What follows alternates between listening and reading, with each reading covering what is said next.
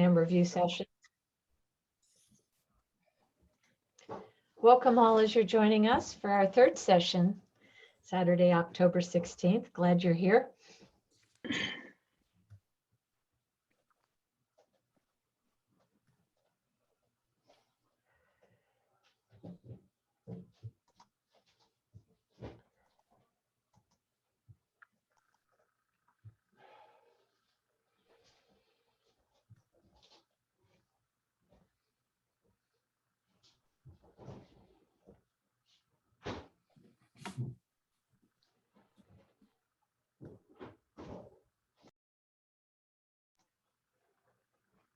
Thank you again to all the folks now that are joining us for our third session on our California Association of Healthcare Leaders and San Diego Association of Healthcare Leaders webinar series, Board of Governor Review Exam. We're glad to have you here for our knowledge areas today, which will be management and leadership and business. So thank you for being here. We'll get started in just a moment.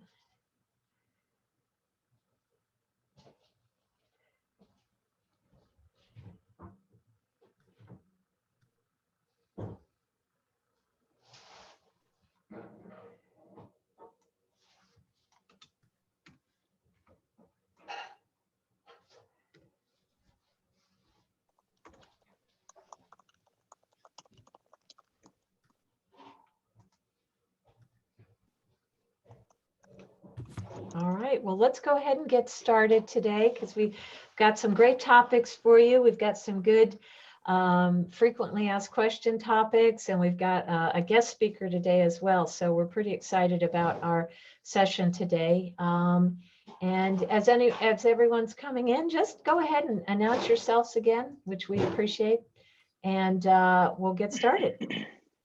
So we'll have our next slide. And again, we like to introduce ourselves just as a reminder. And I'm Sherry, and we've got Nora with us today again, and Rick, Michael, and Sasha. And then I'll turn it over to Nick.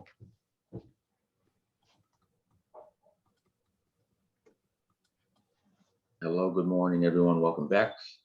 I am Nicholas Hance, joined by the great Twee Do down here in San Diego. Or actually, Twee's in Sacramento. I'm in San Diego, but we're here virtually.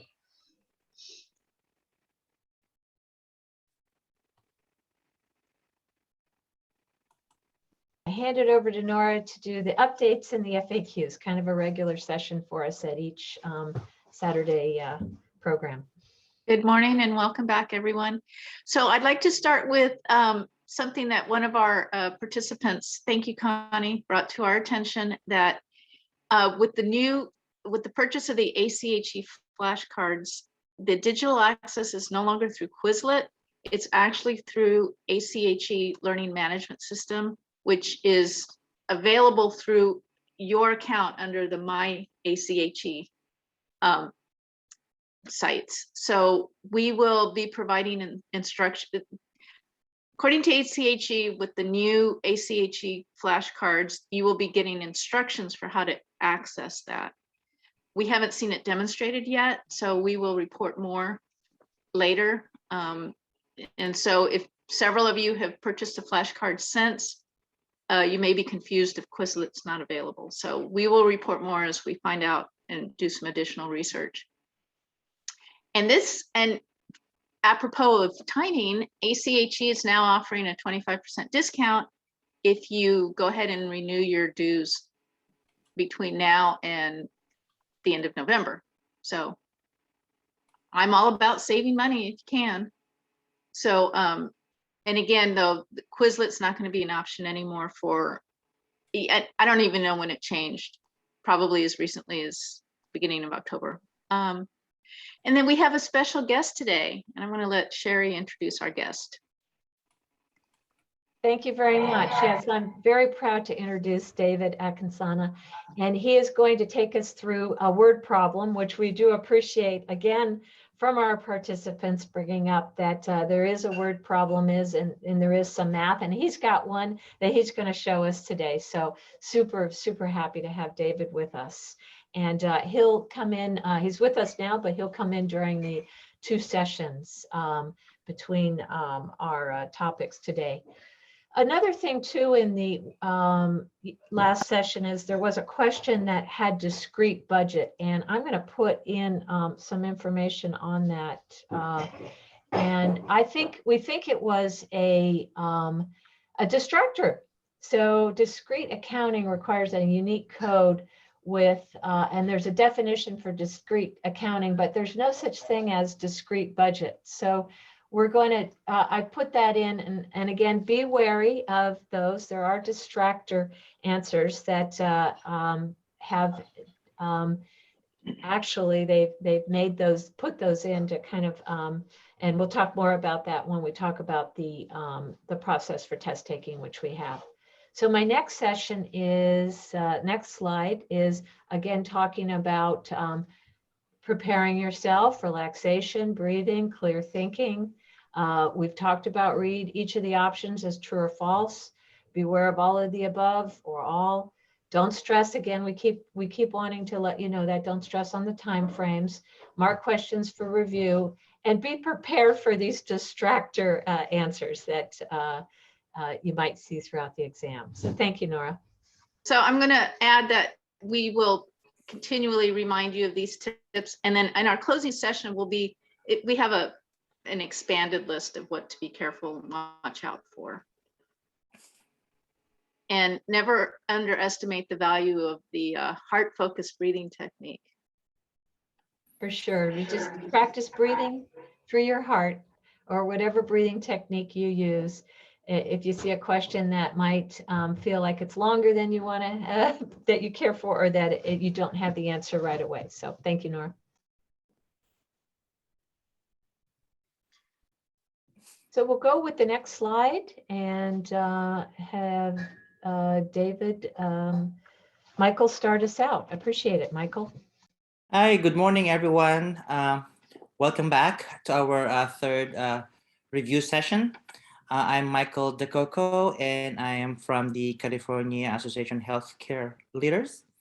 And I will be discussing the two body of knowledge that will be that are included in the exam. First is the management and leadership. So the management and leadership is mainly focused into two main key topics, which is first is the management, and we're in applications on management principles and theories are key focus on this, and the leadership focuses on cultural, operational, and service leadership. So the management and leadership, as you must see in the previous slide, it constitutes 26 questions. I think this is one of the highest, body of knowledge that has a highest number for questions. Under this umbrella, the following are the knowledge that are covered in the examination. First is the knowledge of implementation planning, example, operational planning and management planning. So this is also known as the operational planning or execution. It is how you implement your plan as a leader. So it is a work of operation and accomplished by setting goals, delegation, and authority. So accountability also is also in this area. Then measuring of results and benchmarking is important.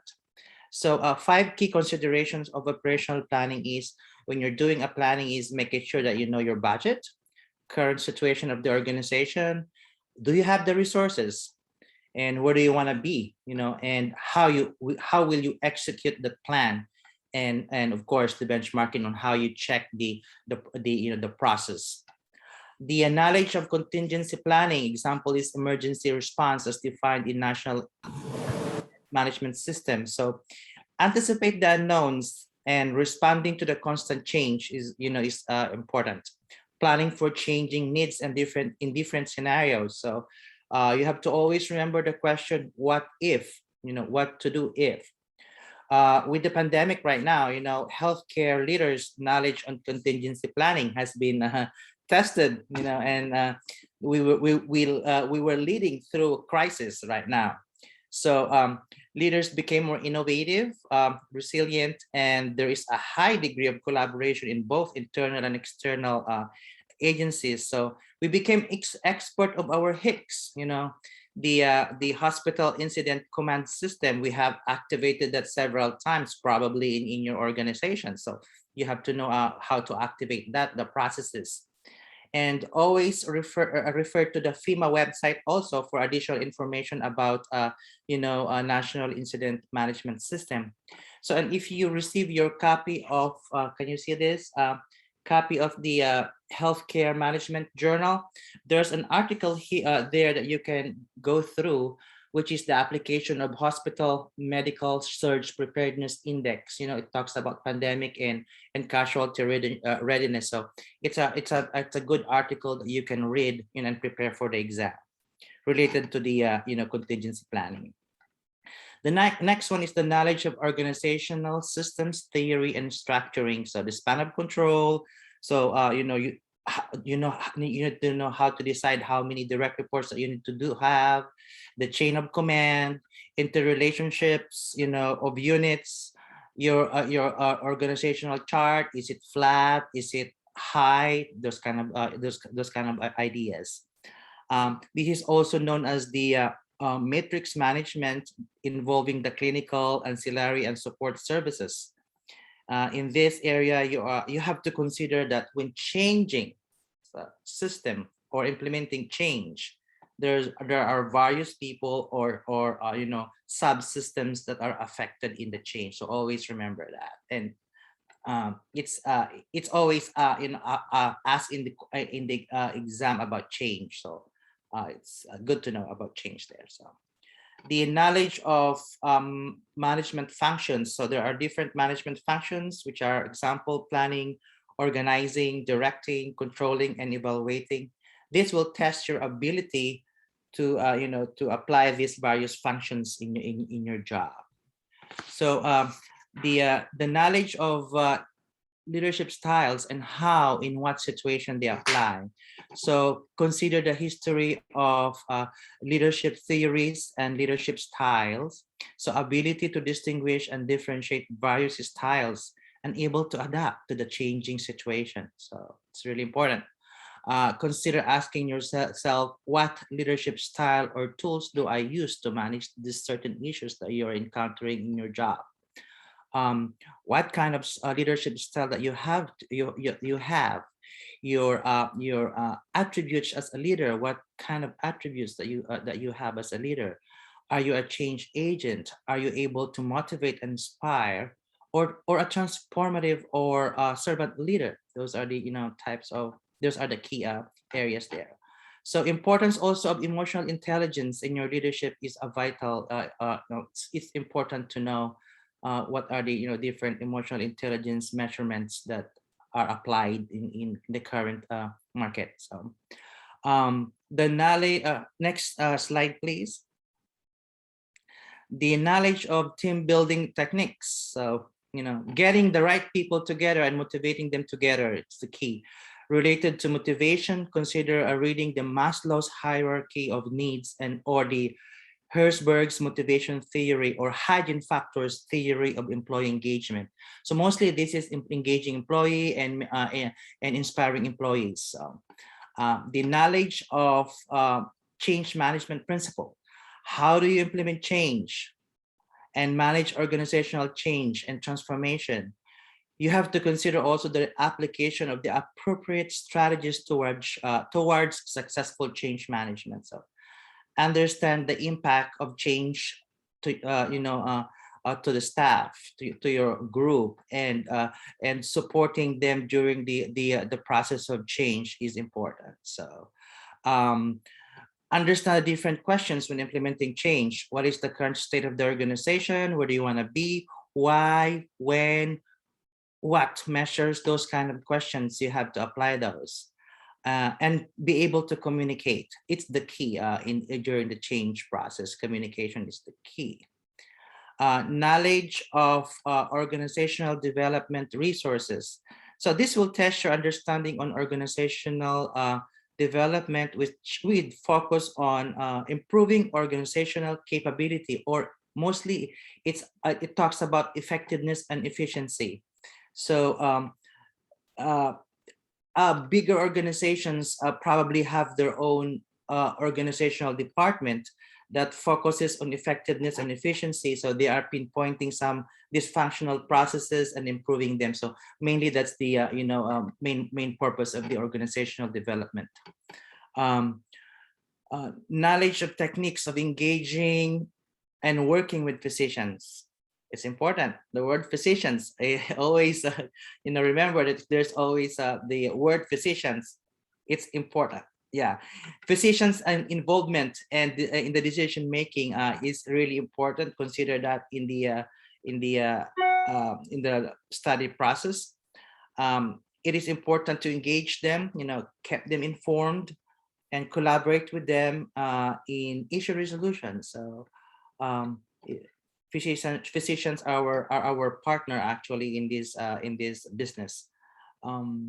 The knowledge of diversity and inclusion and principles and their influence on team and organizational effectiveness. So ACHE is really big on this, include diversity and inclusion. So understanding the value of diversity and inclusion to the people, workplace, patients, and the effectiveness to the patient care. Understand the various strategies and initiatives that your organization is promoting or using to promote diversity and inclusion. So understand that, and that is really applicable in the exam. If you know your strategies, it might be asked in the exam, and you have already an answer from that from your organization. So, and the knowledge of resource allocation methods for addressing among the conflicts among departments or staff or scarce resources. So understanding the various mechanism of resource allocation. So resource allocation is grounded with strategic planning. So always go back to your strategic planning when you are allocating resources, and at the same time your financial planning as well. So in financial planning, probably all of you are doing this. You're doing your annual operating budget and capital budget allocation. So those are the key tools that you need to know in your resource allocation. Next slide, please. And now I'll turn you over to Nora, Sherry, and Rick for the question and answer with the brainwalk. Okay, we'll look at the first question, and the purpose of management in a healthcare organization is to, and we'll ask that you put your answers in the chat, and then we'll do our brainwalk. Remember, this may seem like a lot of words, but just break it down. Mm-hmm. This is the management.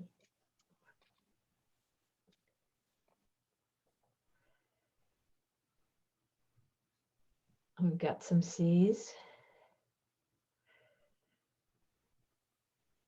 Looks like C is it, Charlie. All right. Rick, what's your brainwalk here? And then we'll look at the answer. So one of the things I'm looking at is the purpose, the indicating one. So that means I'm going to look for the one that is the best answer out of these, even if there's others that may work. So oversee appointment of a competent medical staff. Well, yeah, I mean, we got to have that. I mean, it's not necessarily, the only function we do, but it's certainly one of them. Appoint an effective governing board. Well, no, I can immediately say no, because management's not supposed to be appointing the governing board, particularly based on wishes of the medical staff. Implement the mission, strategies, and goals established by the board. Yeah, definitely. I mean, the board should be setting the direction, management should be doing it. So I'll say yes on that. Implement stakeholder wishes on future direction. Well, that's going to be back to the board. The board's going to be looking at strategic direction and thinking about stakeholder needs and desires, but that's not a management function. So by elimination, I'm going to go with C, which looks like everyone else did a lot faster than I did. Very good, thank you. Okay, next one. Rick, your turn. Okay, an effective emergency disaster preparedness plan. I love the word emergency and disaster together. Emergency disaster plan includes triaging arriving injured, coordination with other community resources, and, okay, so I've got a list here.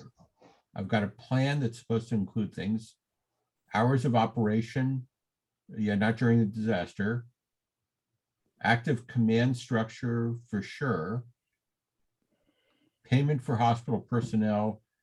Yeah, we probably need to be thinking about that, but it's not really usually part of the plan. And regulatory approval from CMS. Well, I know we get waivers maybe during a disaster, but that's not necessarily in the plan. So I'm going to go with B. And we'll got B's in our chat. Thank you. Good job. All right. Committees are an important management tool primarily because, and as we look through this, primarily, that's an important word. And we look again at management tool. And so put your answers in there. Provide a mechanism for reconciling different opinions and facilitating decision-making. They're the only way, and we providing intra-staff communications. We've always and never, we've always described to you, be careful of those. They keep staff up to date on new professional developments. They ensure self-expression and participation by staff. So we have an A as the majority of answers. So let's see what we got. Next slide. Good job, all. Yes. Thank you. Which of the following is an output related performance measure? So, okay, output related is one thing I'm looking at, and performance measure. Okay, so what is output related? Provider productivity would be board satisfaction. Is that output or is that more or process? I'm thinking input, process, output here. Probably not. A customer loyalty index. I don't know what that is. It sounds like it could be something that's output, but is it related to performance? Probably not. Paid nursing hours, that's input, so I can eliminate that. So yeah, I'm going to go back to A.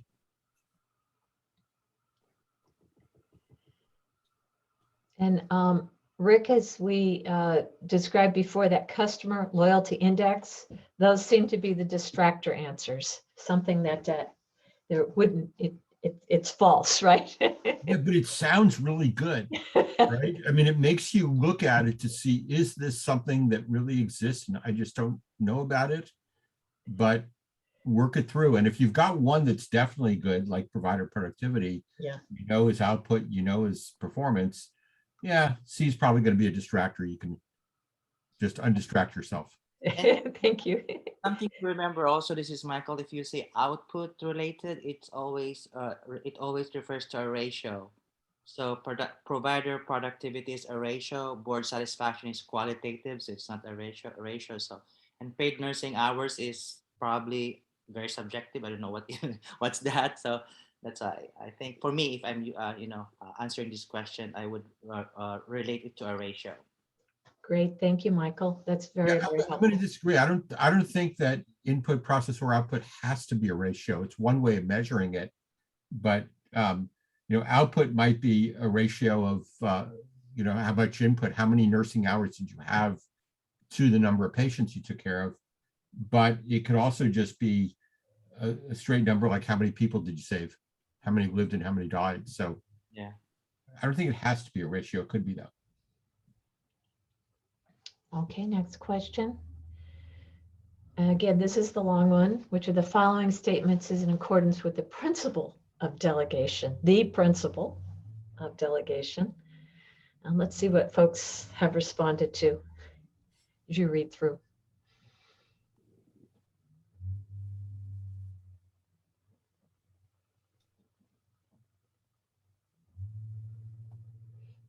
Okay.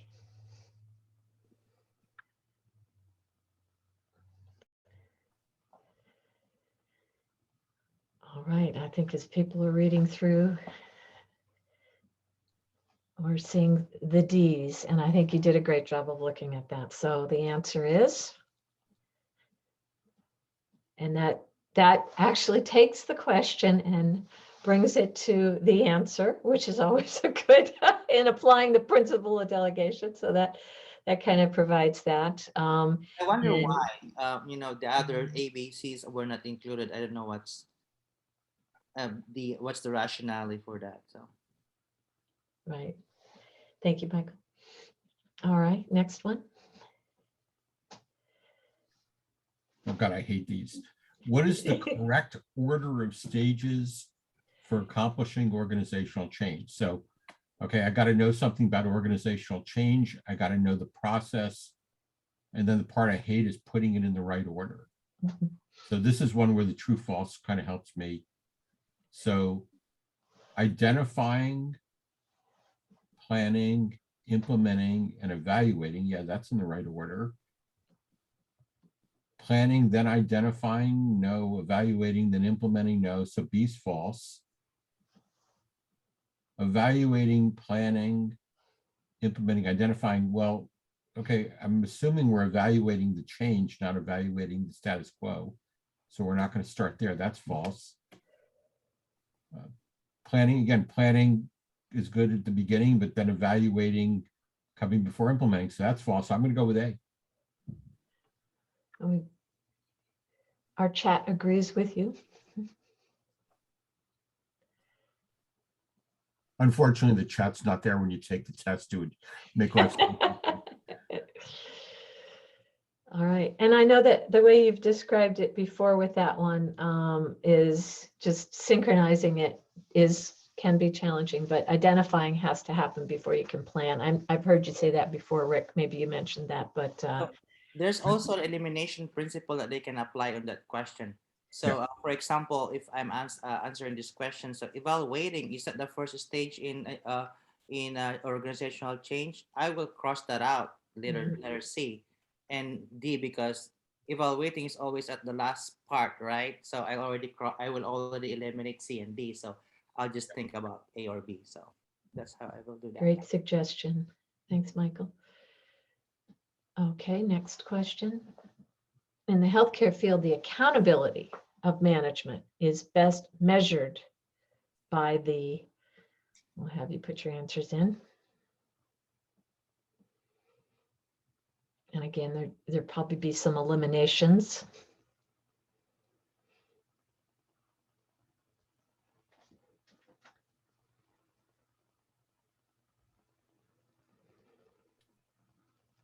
Okay, we've got some A's.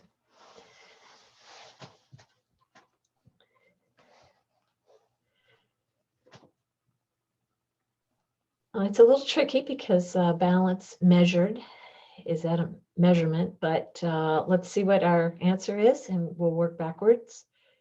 And you had it right between service quality and operational efficiencies. So trying to find that balance between each is somewhat of a measurement, but it really is the best answer at that time. And any thoughts on that too, Michael? And Yeah, the question asks for the best measure, and that immediately is a flag for me that there may be multiple ones that sound right, and I'm going to have to choose. I think, A and B both could be true, but A is certainly better. C is not going to be true, and D, I think I know some hospitals that run that way, but it's not supposed to be.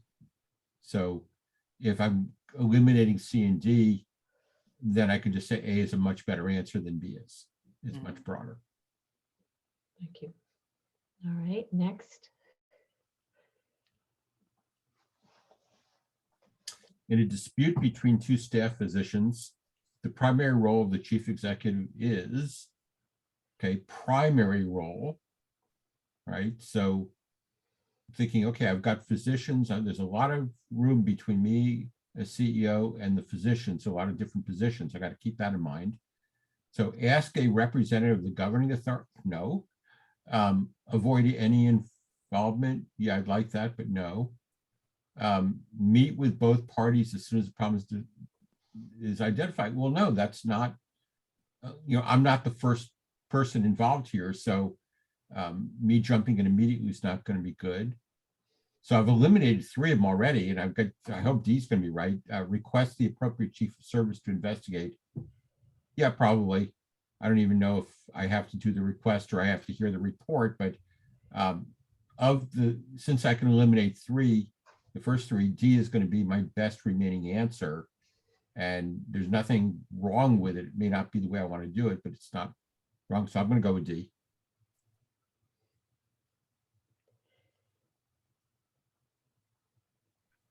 Well, you're all right. Congratulations. All right, next one. Research in behavioral science has consistently found that when basic needs are met, staff are most motivated by, and we've talked a little bit about this in other sessions and today. So what's your answer?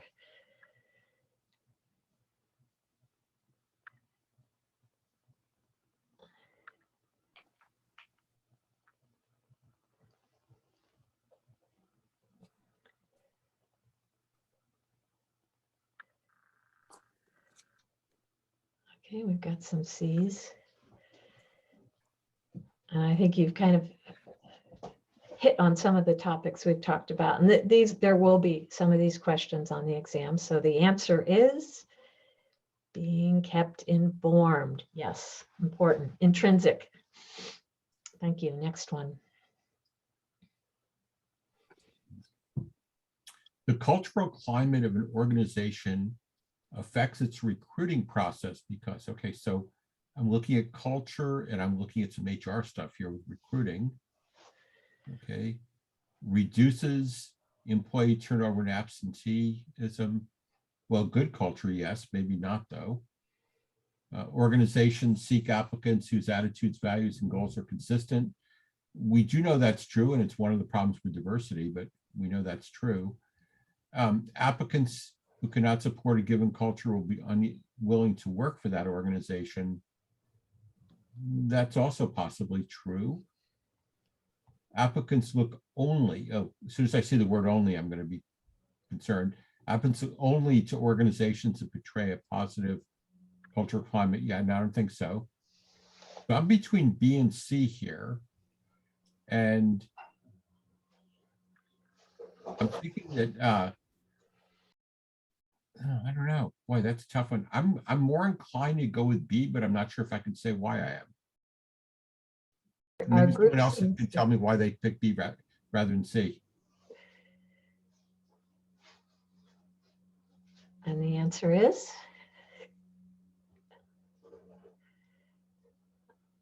Okay. Seek was something that somebody focused on. Yeah. Yeah, recruiting is seeking. So maybe that's it, that it's not the application process where people choose whether or not to do it. It's what you as the organization are doing. Good so, yeah, point. that's a good call of why B would be better. Excellent point. Yeah. It again shows how to just read those questions carefully and look at different words in the question. So, and as Norris says, read them backwards. Well, and again, a good point is that, or an important point here, one is that you got plenty of time, and I keep saying that. The other is, if you're really not sure on something, if you're just hung up on it, then check it off that you're going to go back and review it later. And you get a chance to review all the questions. You can go back and look at ones that were a problem for you. And if you feel like you're hitting your head against the wall, move on. And after you've gotten the ones you really do know, then you come back to this one. What I really appreciate is the feedback coming in about what people are identifying, the participants are identifying. And that's exactly what this entire series is about. So thank you for that. Agree. All right. Well, we're going to turn this over to David, excuse me. And we're just so proud to have David with us today to talk about his journey through the Board of Governor exam process and to help us with some really important questions that we can review today. So thank you, David. Welcome. Thank you, Sherry. I am very honored to be here. I've dreamed of becoming a fellow for a long time. It was a five-year going to 6 journey for me. And I joined ACHE in 2015 after an encounter with my mentor. And, the journey has been great since then. In the process, I did my MBA because I realized it was a requirement to becoming a fellow. So I did my MBA in 2017, and I attempted the Board of Governors exam the first time in 2019. And I've actually met a lot of people that actually didn't pass it their first time or the second time. My mentor actually told me she passed it the third time, and I actually passed mine the third time as well. And one of the things that actually turned that around for me was the sessions that I had with Sherry and Nora. A lot of the questions where you will know the answer in the normal day-to-day life, but I was overthinking it, especially with an IT background. Where IT people have logical minds. But Sherry and Nora helped me to actually approach the questions by face value, focusing on what the question is actually probably targeting, and the knowledge area that the question is targeting. And when I took that approach, Sherry mentioned something earlier, and Nora always kept saying that, read it backwards. So when I read the questions first, and then I go from the answer and read it backward, look at the answers, then I read the questions backwards again. And I was able to actually pick the target, the key words from those questions. So I've been tasked by this committee to go through some finance questions. I'm actually going to be touching two. There are not a lot of calculations on the exam, but there you will encounter a few calculations. And I will be going through the ones that have been approved to share, and I will share my screen at this time. That's not. So this is an Excel format. I'm not sure if that I created for myself for my learning studying. And I bought all the textbooks. I bought the flashcards. I was signed on to Quizlet. I went the entire 9 yards, and it was a straight study about healthcare for me for 2 years. So the FACHE seems like an MBA certification for me. And the question that I will be focusing on first is on FTE calculation. For FTE calculations, probably it's a simple thing, output and input. If you remember output and input, divide output by input. Even if you're comparing, you will get the answer. So these are not actual things. These are questions that I got from Quizlet that I broke down in there. This is not from Quizlet. This I pulled from the internet. I'm sorry. So, and this question just says, in 1 FTE per person who is paid 8 hours per pay period, 8 hours times 5 times 52, that gives you 2080. That's a number every one of us probably already knows. So if we want to calculate the productive hours for that employee, he worked 1,560 hours, 30 overtime, and then it did contract work for 160, and then training for 34. All of that total 1784. And when we divide that by, because the output is the number of hours, and then the input is the average per pay period. And when we divide that, it says how many FTEs would we be able to, okay, sorry, I'm sorry, this is for an entire department. How many FTEs would we need for that particular department? And then if we go down further and say, okay, well, we want to include time off, we want to include people that went to jury duty, 208 hours and all that stuff. And, so, but bottom line is focusing just on output and input. And this slide that I have here, this is also pulled from online. If you Google it, you'll find it as well. If you Google FTE, you'll find that this slide out there.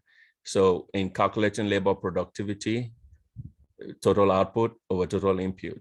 And the question is, a company generated 80,000 worth of goods in 1,500 hours. To calculate the labor productivity, the 80,000 is the output, and the input was their 1,500 hours that they imputed in there. So that gives us about 53 hours per work, per hour of work.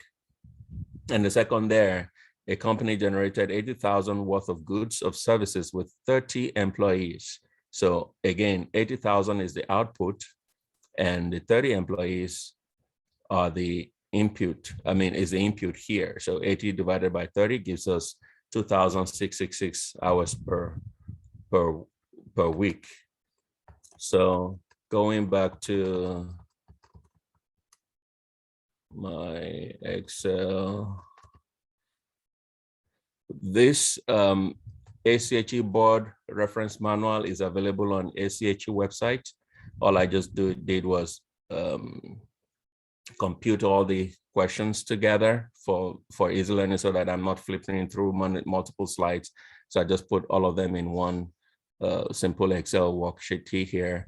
And so one of the questions, this is a calculation. It says, Memorial Hospital offers a screening test as a public service for 50 cents per test. That's the sale price. Variable costs per unit are 32 cents. The fixed costs are 43,200 per month for the department performing the test. It is the only test done by this special department. The break-even point in tests is, so how do we calculate the break-even point? Knowing the formula for break-even, which is what I'm showing here. So once we just think fixed costs divided by the selling price unit, and minus the variable cost unit. And the next slides, I'll put the numbers in there for us to see.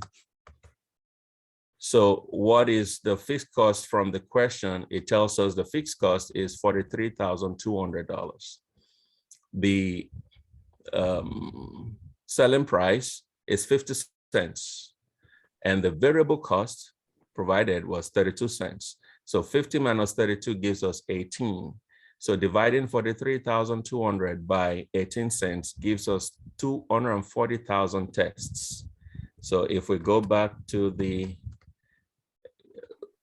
Excel, and here I just created a couple of things for me here is the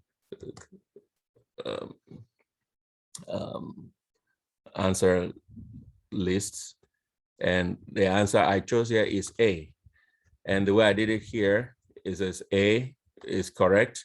And just to give an overview of the way I did this is I total all the questions because I'm looking for at least 65%. So when I practice this, and I did practice these questions multiple times, I was trying to hit at least over 65, and I was averaging 90, 95 on a couple on all of them.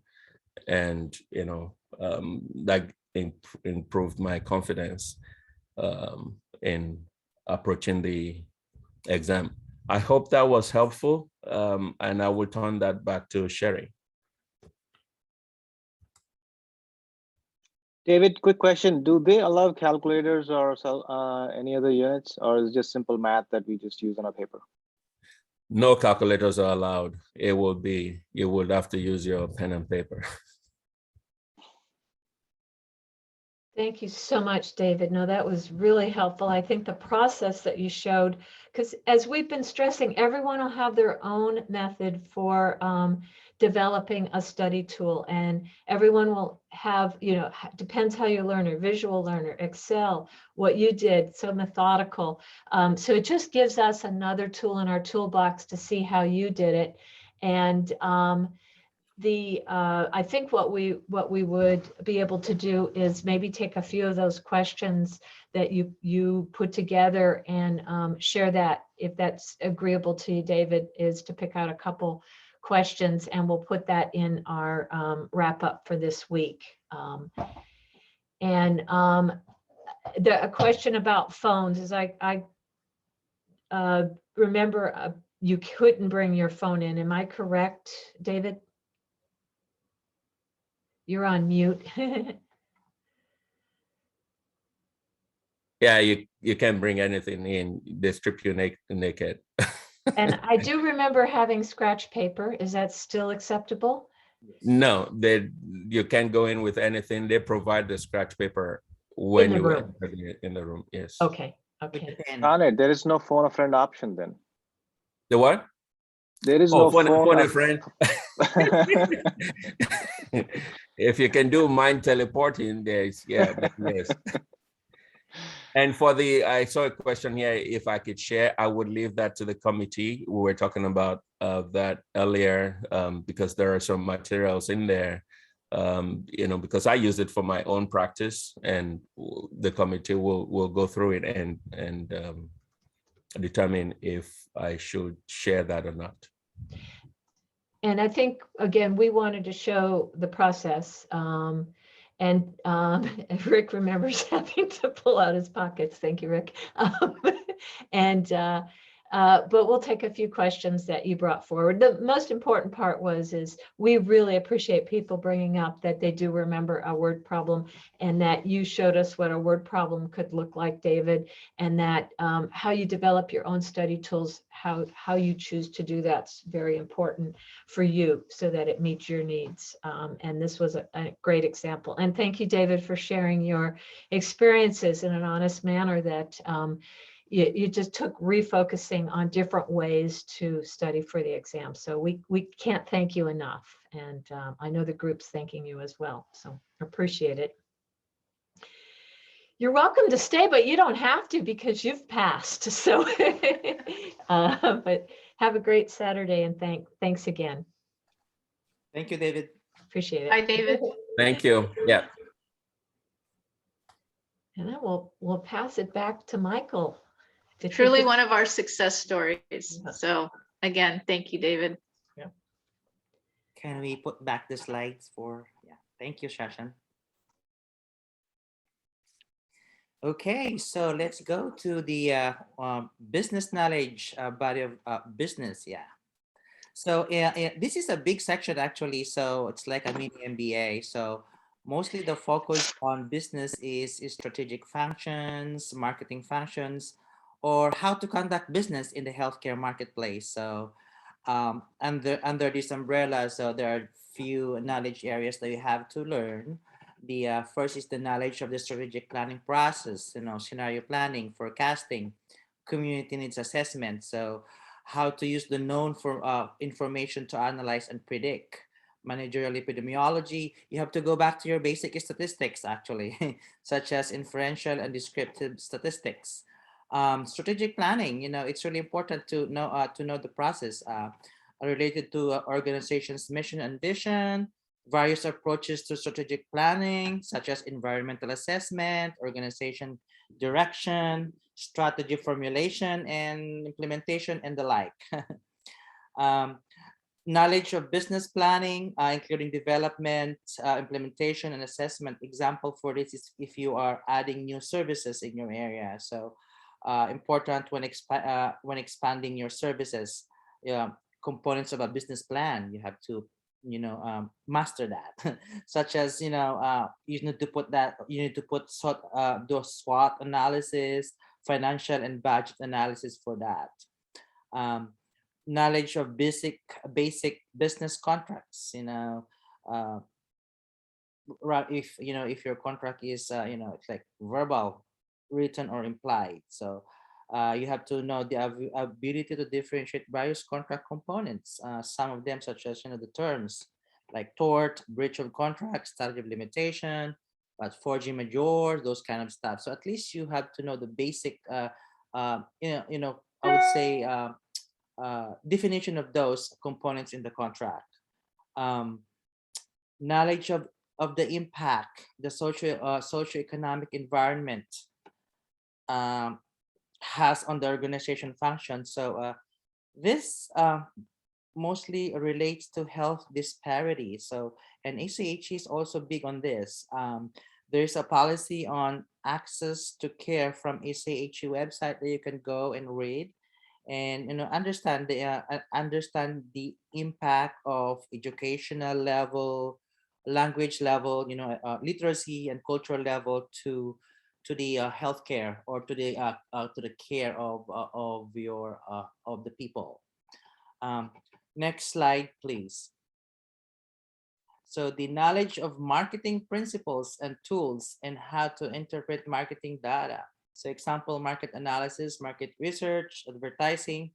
Review your 4 P's in marketing. So the product, place, price, and promotion. So, and also the marketing components, like what is market segmentation, your different marketing strategies, the best strategy on how to target or reach your audiences. So you have to also have a knowledge on that. So knowledge of principle of media relations, advertising, social media, and community relations. So just to reiterate that this area is separate from marketing. This is mostly on community relations and public relations. So, the knowledge of techniques involved in negotiating contracts of services. So you need to know what's in your, on how to negotiate your contracts with different vendors, with different suppliers, with different supply chains, providers, and different providers as well. Knowledge of potential impacts and consequences of business decision-making on operations, healthcare, human resources, and quality of care. So those are the different areas that you have to, have at least basic understanding on the business knowledge for before you take the exam. So next slide, please. And these are the questions again. So I'll bring it over to the team. You're on mute, Sherry. Apologies, thank you. We'll start out with first question and start putting it in the chat. And this is a good question. Looking at a physician compensation arrangement, a carve-out can be described as. And go ahead and put down what you think. Be thinking of the word carve-out and compensation. Okay, we've heard the term carve-out used in all different finance scenarios, Medicare and so forth. So as you answered, it looks like folks are answering B, specific services that are admitted from a general arrangement, paid on a separate basis. So, and why did you pick that? This is a good time to have people share their brain walk, as we've said.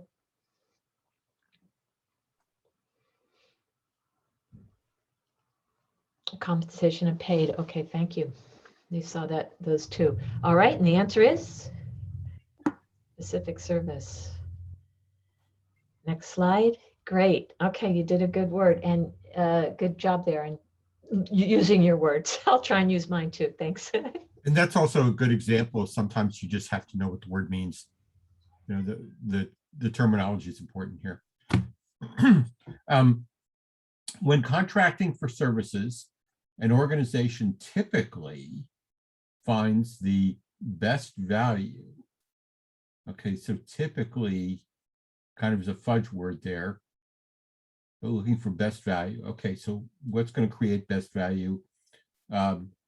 Organization creates an internal auditor position. Yet no, that's going to be false. I don't think that's going to be how we typically do it.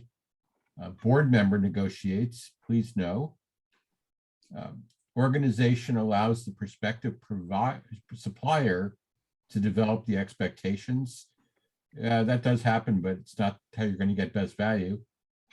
And there is competition between several suppliers with proven performance and reputation. Yeah, I mean, that's kind of like the textbook answer is that competition is going to get you the best results. So I'll go with D.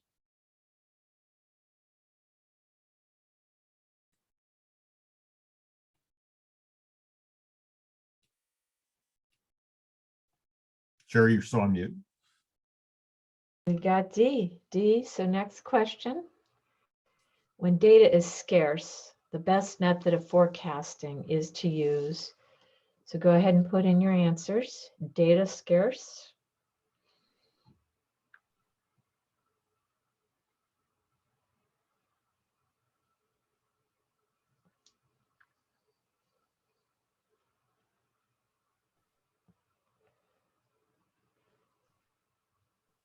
And we're looking at D. So data exactly is quantitative. So when you think about data being scarce, meaning you're not going to have the numbers to do it, how else can you forecast in a budget or whatever you're using for this forecasting process, strategic? So we have, and that, that's good. We have an A, which would make sense. So put in why you chose D as well.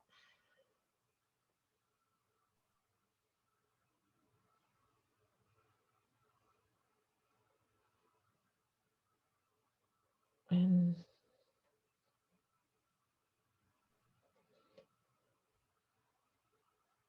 so we'll go ahead and we've got a couple A's. So let's put the answer in. Next slide.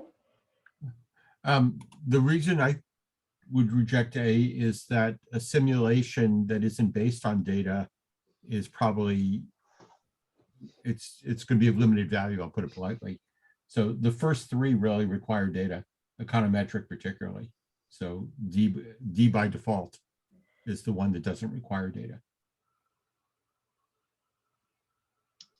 Thank you, Sanji. Put in some great thoughts there as well. Thank you for the brain walk. Next one. Oh, another long one. Okay, most products and services enter a period of decline. So, okay, so we're talking about life cycle here. Unless compelling reasons prevail, continuing a declining product is costly. So the first line, the first sentence really doesn't help the question, right? It just tells me it's a cue of where we're going, but I'm going to concentrate on the second one. So unless compelling reasons prevail, continuing a declining product or service is costly because increased turnover, personnel, not necessarily. Continuation will set an undesirable precedent. Maybe it says something about the culture there. Program will consume a disproportionate amount of management time and delay the search for replacement. That one is sounding pretty good, of things that are in the end of their life cycle. And the organization will be perceived as being insensitive. No, not really. That's not going to add to our cost. It may add to our long-term problems. So I'm going to go with C as the best answer here.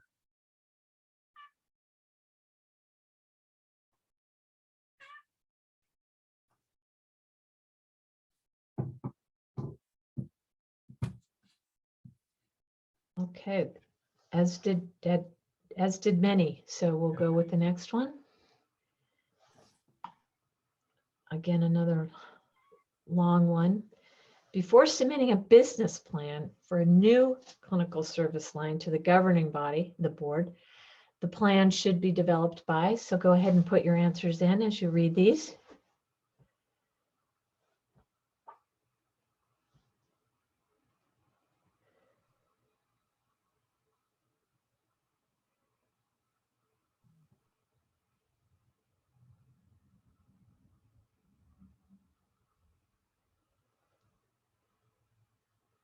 Okay, and I think as people are answering here, the plan should have as much stakeholder input as possible. And as you're selecting C, tell us why you picked that.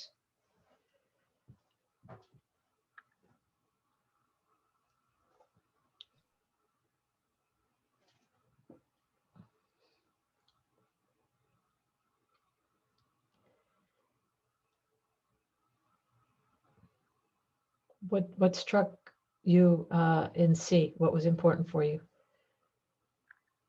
Okay, operating divisions.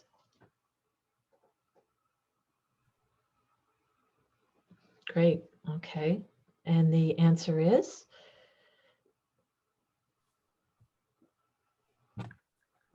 I think I like the way Alex put in and physician leads. I think that's important. I think D is not a bad answer. I agree with you. It's not incorrect. And this would be where you'd weigh which had the most input at this point. So thank you. We got the physician leads in there. That was great. The key there to me was the plan should be developed by. So who is actually pulling it together? Is it going to be the key executives, or is it going to be the head of the operating divisions? You know, but I think we can eliminate A and B pretty easily, but C and D, you have to kind of play with to see which one is going to be the better answer. And I think the idea of the key executives putting together the plan, developing the plan, was better than the heads of the operating divisions doing it. Let's go to 6. Ah, good, a shorter one. A key concept for marketing healthcare is, okay, so I'm just looking for some key concept about marketing, which is good because that's all I know about marketing is the key ones. Okay, adopt service to the customer needs. That's almost the definition of marketing. In some ways, so how do we meet customer needs? Maximizing customers' participation in the selling process. No, because selling is just one part of marketing. I don't think that's the way we do it always. Advertising and promoting existing services. No, that's sales. That's not marketing. Emphasizing specialization. That's one strategy. It's not the only one. So yeah, I'm going to go back to A. Put that in.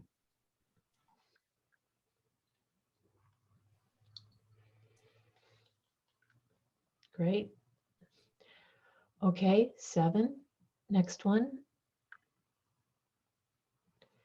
The principal reason a public relations professional should be included in the operations plan following a Sentinel event. And go ahead and read it and see which one you'd select.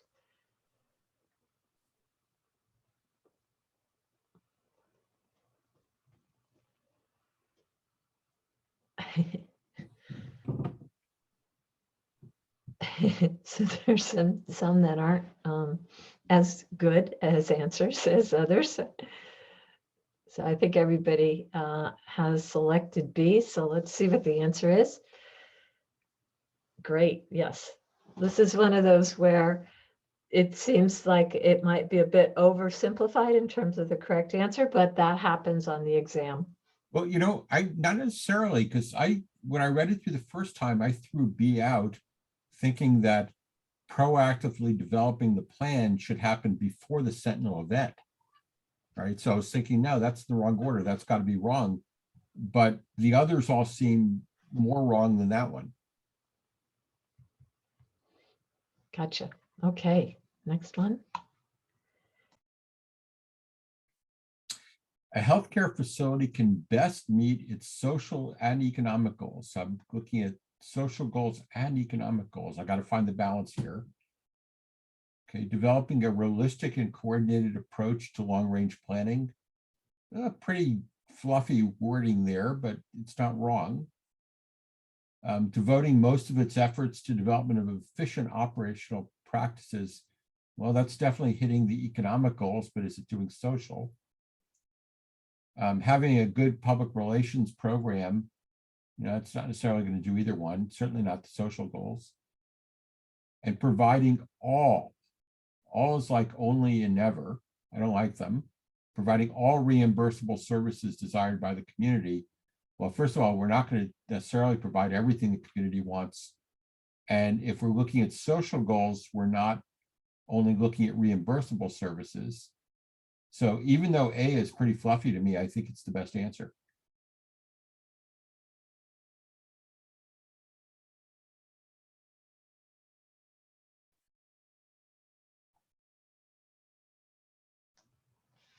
Great job. All right, well, we finished our questions. Good job, everyone. We're going to take us over to Quizlet. We'll take a minute here. And as we're getting set up too, we'll share our making sure if anyone has received the emails. If we've received one individual, might not have gotten the second wrap up. So if you haven't gotten an email, please let us know.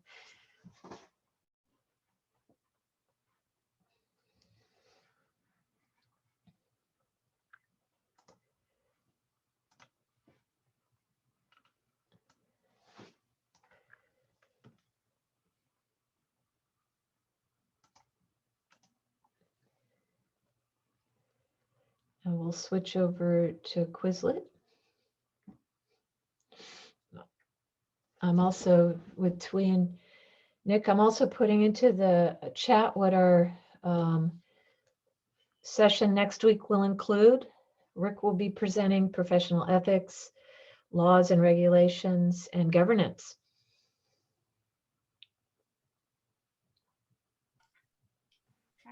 Sorry, everyone. I'm just going to pull up the Quizlet for management and leadership, and then we'll open it up to business.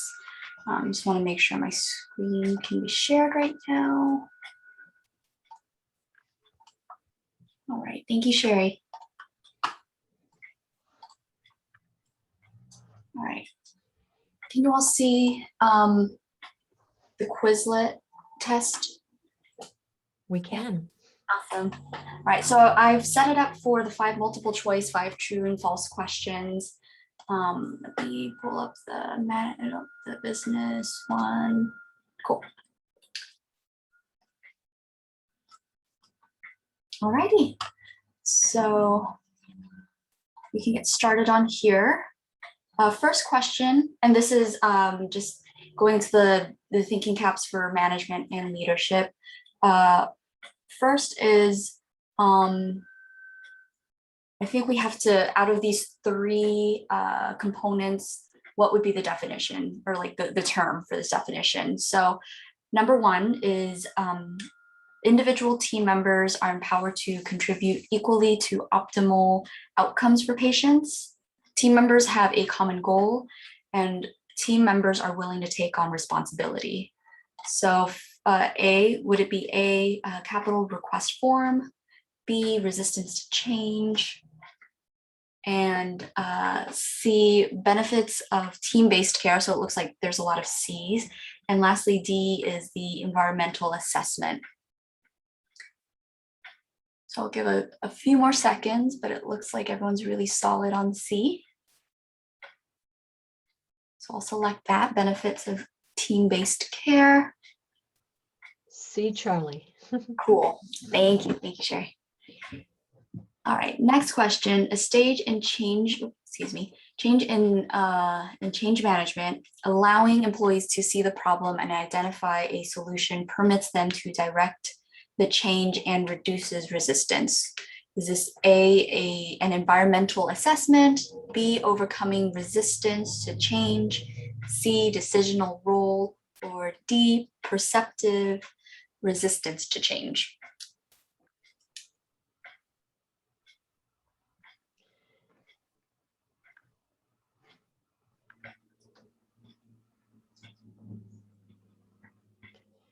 Oh, Well, we've got some A, alpha, and a B, Mhm. Bravo, but it looks like the majority right now is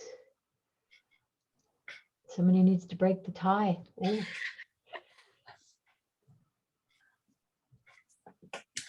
Okay, the next answer will break the tie. okay. Let's see. It looks like B. Okay, we're gonna take B, Bravo, yeah. Bravo. Okay. Overcoming resistance to change. All right. Next question. Culture-driven behavior expectations, such as the type of clothing one wears or the way one treats others. A, authority worksheet. B, controlling 3 mores. Or D, quitam? Am I pronouncing that correctly, Sherry? Quitam. Is Quitam. that right, Rick? Rick's the Quitam? Quitam, yeah. Quitam, thank you. Quitam. Okay, Thank you.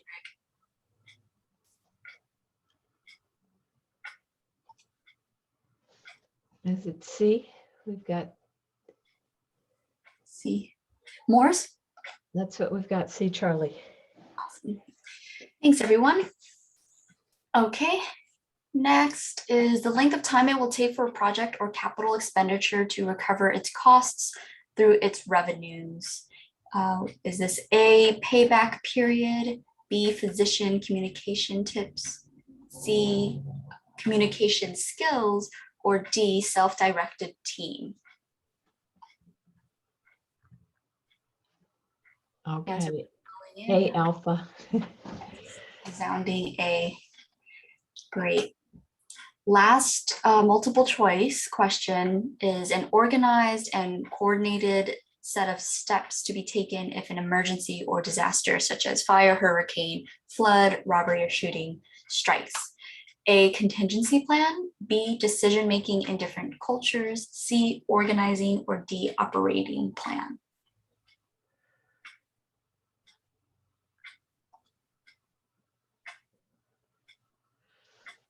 We've got A, alpha. Yes, I agree. Mhm. Okay, switching types of questions to true and false. So I guess we can go tango foxtrot. Okay. So a managerial function that must occur before organizing, staffing, influencing, and controlling because it determines the framework in which these other management functions are carried out. Is it staffing?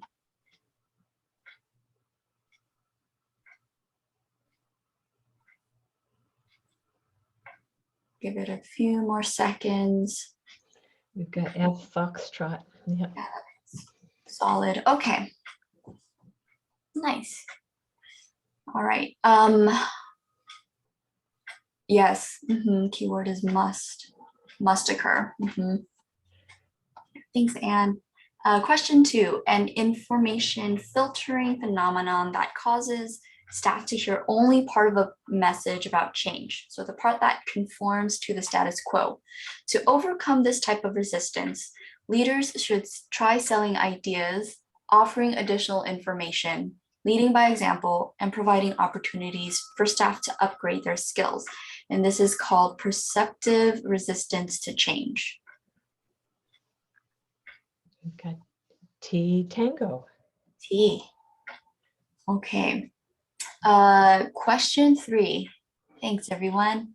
An approach in which management shares financial statements along with operational and budget numbers with all employees in an organization so that the employees can see how the income is used to cover expenses and become motivated to reduce costs or increase sales.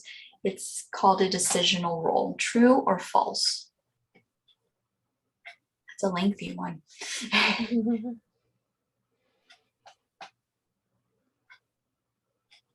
Okay. I think foxtrot right now, F, false. All right. Thanks, Sherry. I'll go with false. So question 4, standards that are qualitative, and subjective or based on perception. So examples include the HCAHPS, the hospital consumer assessment of healthcare providers and systems surveys, the health grade surveys, and employee engagement surveys, as well as interviews, is called capital request form. We've got F, false. Yeah, doesn't seem to match to Yeah. make it true. And last question, everybody. A budgeting approach that ignores historical performance and requires management to substantiate each activity and budget item from scratch is resistance to change.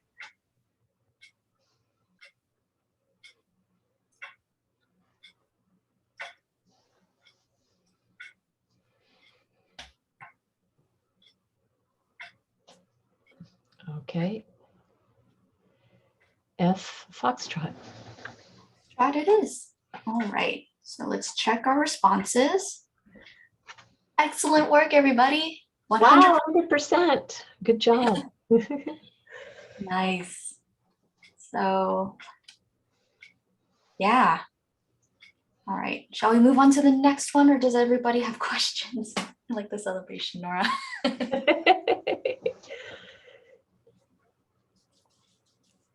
I think we're good to move to next one. Thanks, Twee. Okay. We'll Of just course. do multiple choice, Twee, on this one. Yeah, so did you want the 5 or 10 multiple choice?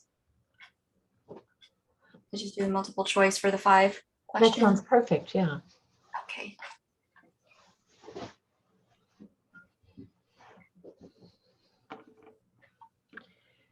All right, so we'll do with the 5.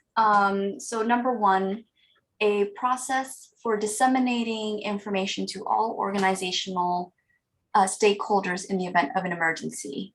A business plan, B, crisis communications plan, which I'm seeing, C, project charter, or D, vertical integration.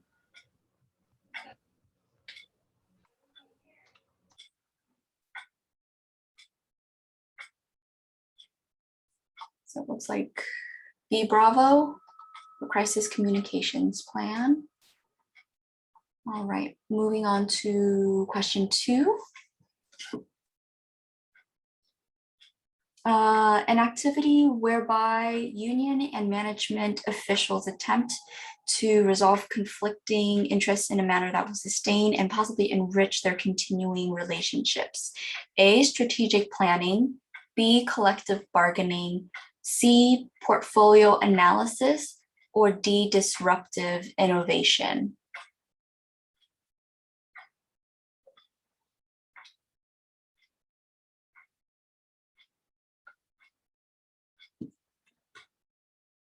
So I think it's B, considering like it's continuing. Okay. All right. Collective bargaining. B, Bravo, yes. Awesome. Thanks, everybody. Next, a voluntary, deliberate, and legally binding agreement between 2 or more competent parties, usually written but sometimes spoken or implied, is A, Gantt chart, B, gap analysis, C, branding, or D, contract. It's kind of obvious, huh? Yeah. D, D, delta. D, delta. All right, question 4, the deliberate effort to establish fruitful relationships with exchange partners and stakeholders. A, branding, B, malfeasance. I'm not sure if I'm pronouncing that correctly, Sherry. No, malfeasance, is that right, Rick? Rick's our legal expert. C, marketing, or D, segmentation.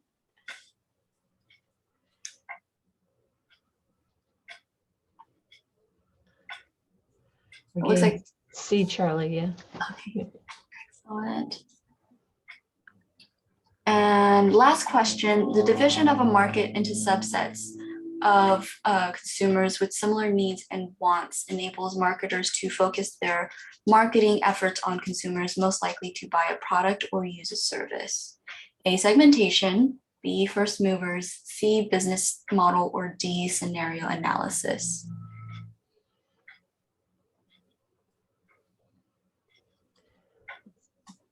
Looks like A alpha.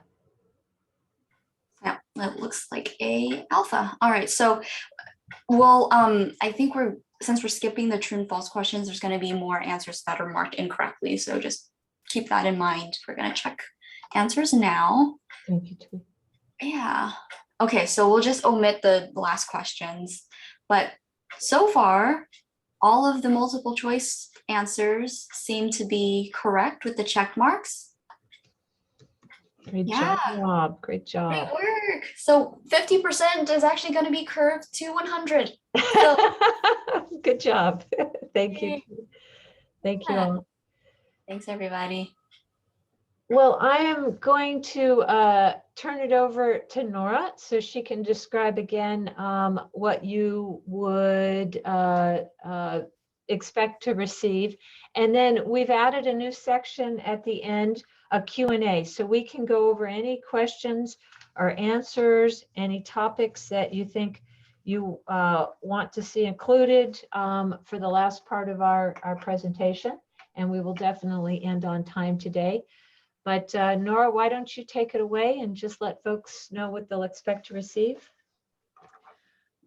Okay, thank you. And again, I did get the name of the attendee that didn't receive one of our emails. Again, you'll be receiving 2 emails coming up, follow up for this session, which will include, again, the award-winning video from this, the recording from this session, as well as the presentation materials that we presented. And we are going to be selecting several key word math problems that David provided as part of the follow-up. And we will also be including an older presentation that we did at Cal back in 2019, because you can't get the full a copy of the presentation from Rick's pre-recorded sessions, as excellent as those are. And then as well as any other sample questions that we have in our files. I mean, we're just throwing as many sample questions to you as possible. And again, you know, another concept is that everything we're presenting is directly from ACHE materials. Again, there's going to be a lot of websites out there that you may find useful. We just can't vouch for their validity, but I think anything that helps you look at a sample question and dissect it will be helpful. It's unfortunate. Well, let me go back.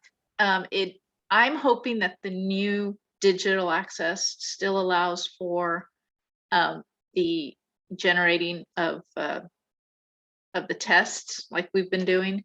And again, we'll report more on that later. We will announce, well, we want to announce now that on our last session, we plan to have a Halloween costume contest with the winner receiving, and it'll be by popular vote. And those of us, all of us in the session, and there'll be lots of swag available. And you know, you can never have, see, I can't do this well. You can never have too much swag. And can anybody else think of anything else that we should be including? Okay, so I take that back. I know I'm kind of scattered. So you'll be receiving the follow-up email, and then in a few days after that, you'll be receiving the pre-work for session 4, which again will include the links to Rick's pre-recorded sessions, as well as the highlight areas to look for. Okay, and then if any of you can think of any questions after this session, please send them my way and we'll do our best to try to find answers for those. Anything else? Nora, this is Michael. Just an additional information on one of the questions from the Quizlet is about payback time, payback period. So something to probably learn or go back. What is the formula for payback time? So there's a computation for that. Okay. And remember, and again, one of the things we try to emphasize is these questions are national as opposed to state. So we need to remember to keep a broader perspective on those. And I think one of the takeaways from here is what David brought up is to understand how to look at the question and what the question is asking. That's what made the difference for him. It's not like he didn't know enough. It was just he went too fast and thought he knew the answer. But again, there is such a thing as once you've read the question, sometimes your first answer is going to be the correct one, your gut feel. But again, the key is understanding what the question is asking for. Okay, are there any other questions that came through chat that we should respond to? I think we covered it. Well, thank you all again. Unless we have any more questions out there, we appreciate you being here again. Taking your time on a Saturday really shows your commitment to your profession and your lifelong learning and studying for this exam. So appreciate it. And we'll see you next Saturday. Happy fall. Have a wonderful fall Saturday. Thank you. Thank you, everyone. Good to see you all.